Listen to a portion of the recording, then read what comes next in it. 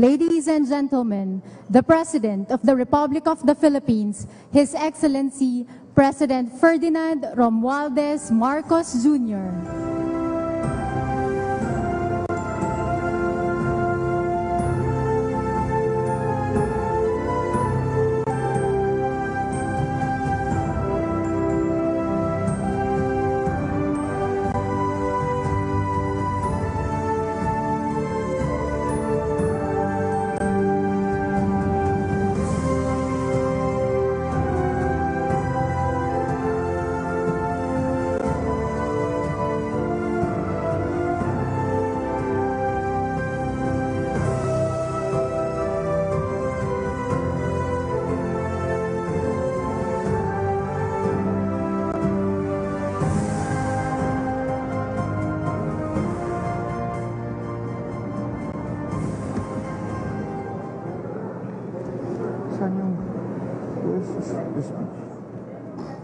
Yung binigay ko sa ito.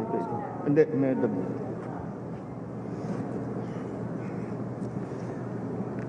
Good evening, Vice President Sara Duterte. Oh, please, take your seats. Members of the Cabinet, especially those who form part of the Philippine delegation on this first trip for this administration state visit to Jakarta, Indonesia, and to Singapore. Distinguished guests, ladies and gentlemen, I'm glad to be back from Indonesia and Singapore.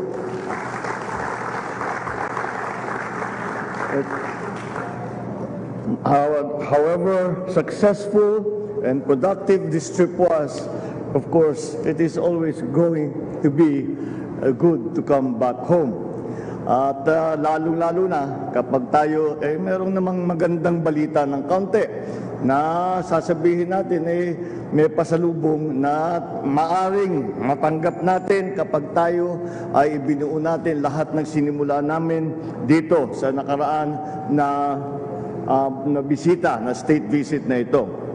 My inaugural state visits to our two important ASEAN neighbors were fruitful and engaging. I met with Indonesian President Joko Widodo to comprehensively discuss our overall bilateral ties with Indonesia. Our conversation covered all facets of our relations, particularly defense, security, maritime cooperation, and of course, trade and investment and people-to-people ties. We renewed our commitment to stronger bilateral cooperation as fellow ASEAN members and as members of ASEAN as two of the largest maritime nations in the world. We look forward to celebrating our Diamond Jubilee or 75 years of official diplomatic friendship in 2024. Notably, President Widodo and I discussed the delimitation of our boundaries respective to our continental shelves, which I hope can become a template for resolving conflicting claims. We talked about importing fertilizer into the Philippines and increasing coal imports for our energy supply. I also met with President Halima Yacob and Prime Minister Lee Hsien Loong of Singapore. Our conversations highlighted the deep and enduring friendship between our two countries. President Yacob spoke highly of her state visit to the Philippines in 2019, when our country celebrated our Golden Jubilee, or 50 years of diplomatic relations. Prime Minister Lee and I also immediately made a connection as our fathers, who were the leaders of our countries, laid the groundwork for the foundation of ASEAN starting in 1967. The visits also offered us an opportunity to exchange views with the leaders of Indonesia and Singapore on important regional and global issues that affect security in our region. We were cognizant of our roles as neighbors and partners in ASEAN. We all share the view that in this time of geopolitical turmoil, and uncertainty, unity, mutual respect, and the principle of sovereign equality should always prevail in our efforts to uphold peace and stability and an environment conducive to our continued national development. Maliban po sa pakikipagpulong sa mga opisyal ng Indonesia at Singapore at pagkuha ng kanilang patuloy na suporta sa ating bansa at sa ating gobyerno, nasaksihan ko rin po ang pagpirma ng mga bilateral agreement na magsusulong ng ating kooperasyon sa iba't ibang sektor. The Indonesian President and I witnessed the signing of agreements that will broaden and deepen our ties in all facets of cooperation, from defense, security, to the creative economy, and even to culture. We also agreed to pursue joint activities for the next 5 years, as our respected foreign ministers signed the Philippines-Indonesia Plan of Action for 2022 to 2027. This lays out the priorities and concrete ways forward for our bilateral cooperation. During my state visit to Singapore, Prime Minister Lee and I witnessed the signing and exchange of agreements on counterterrorism,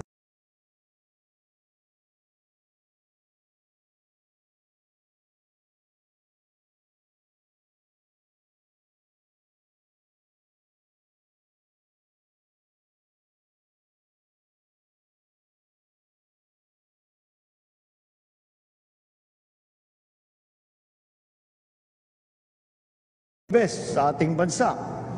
We met with the members of the different business communities to explain this administration's policies and economic priorities to promote the Philippines as an investment destination.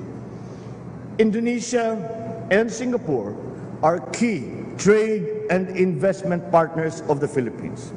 More notably, Singapore is our top trading partner in ASEAN and 6th worldwide, and our top source of approved investments last year. I am proud to announce that we have signed and sealed a total of 10 letters of intent and 12 MOUs in the sectors of renewable energy, data centers, e-commerce, broadband technology, startups, government housing, and agriculture, and witnessed the signings of several letters of intent and MOUs from 22 Indonesian and Singaporean investors. These investments, if we put it all together, value $14.36 billion or 804.78 billion Philippine pesos. This will support our country's economic recovery efforts and create more jobs for Filipinos here in our country. I actually have a more detailed breakdown of those numbers, which we will include in the final report of the delegation to the country. Ito po ang isa sa mga ipinangako ko nung nakaraang SONA at na isusulong natin ang foreign investment upang lumakas ang ating ekonomiya. Ang lahat ng ito ay para sa ating mga kababayan, dito man sa Pilipinas o sa ibang bansa.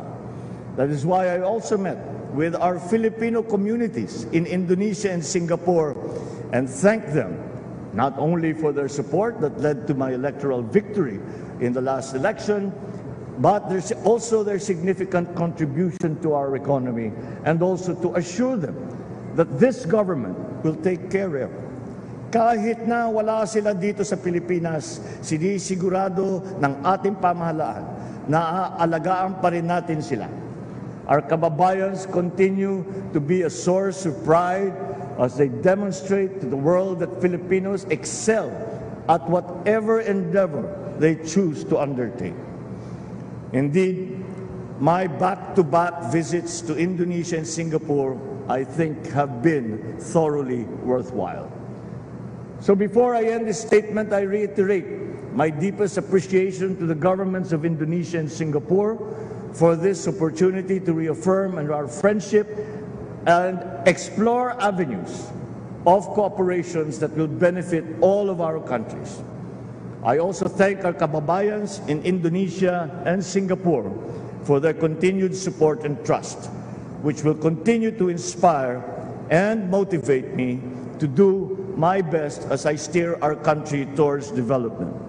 I would also like to note the hard work that our economic team and the whole of the Philippine delegation put in for us to be able to achieve these beginnings that we have, that are manifested by the signed agreements, the LOIs, the MOUs.